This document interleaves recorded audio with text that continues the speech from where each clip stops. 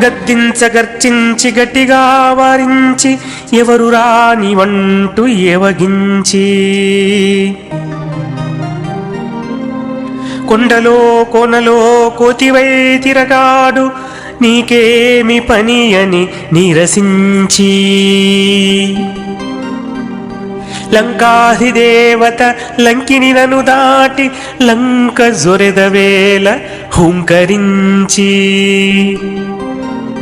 మరలి వెళ్ళు ఇటుగా మరల రాబోకని మన్నించినానని మందలించి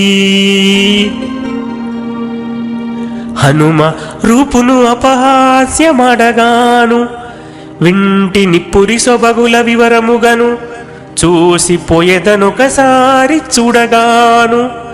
అనుమతి అని అర్థించి హనుమ బలుక